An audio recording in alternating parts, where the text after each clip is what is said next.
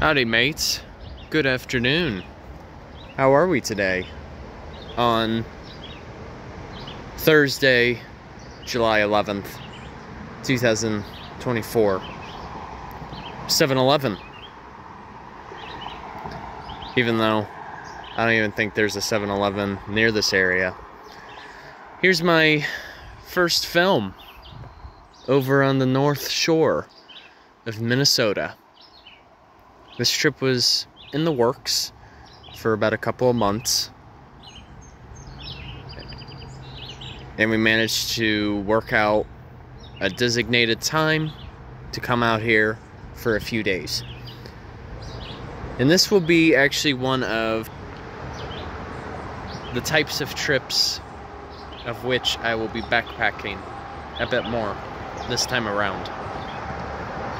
So I'm looking forward to it. Hope it goes well.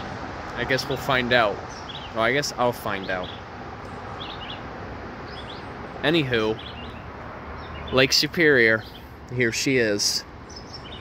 It has been a good minute since I have seen her. Last time I met her was clear back in September when I was visiting Pictured Rocks National Lakeshore, which is all the way over in Michigan. That is a couple hundred miles to the east from here. A little bit of backstory about some of the geology and even the lake itself is some of this rock that lies here with me includes bits and pieces of basalt, which gives it a bit of that dark composition, along with some rhyolite, both of which are forms of igneous rocks. So in other words, for an area to have igneous rocks, that means it formed from magma, which is liquid hot magma, as Dr. Evil would say it.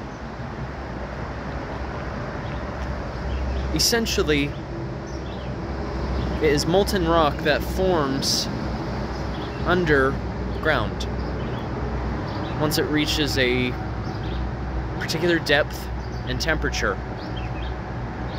And at one point, the rock that is here dates clear back to even the Precambrian, which according to the geologic time scale goes back as far as 1 billion years.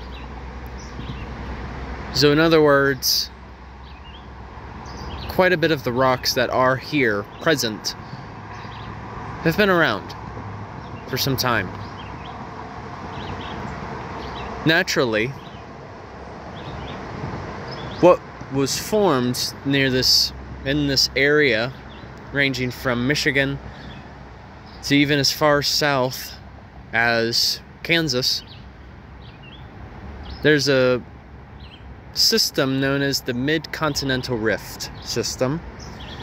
And basically, it was formerly active, and what it did was it was one of the contributing factors that formed a bit of the geology of central North America.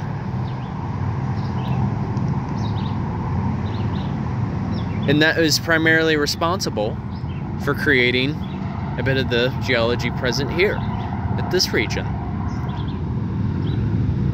But interestingly, at one point, once the mid-continental rift took a bit of a break, sediments started coming in.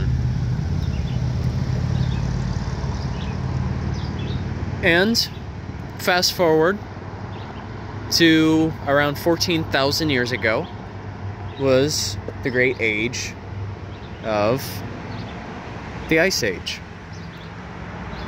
And in that process, what occurred? Glaciers were coming through here. They were depositing sediments and shifting them southward, naturally speaking. But the kicker was, go to 11,000 years ago. Glaciers were here for 3,000 years. The Great Lakes weren't existent yet. But it wasn't until 11,000 years ago, when the glaciers started melting and retreating northward. This is northward. That is essentially how Lake Superior came into existence. And there you have it. That is a bit of a condensed version of some of the natural history of this area. More to come. Journey on a Journey is onwards. Take care.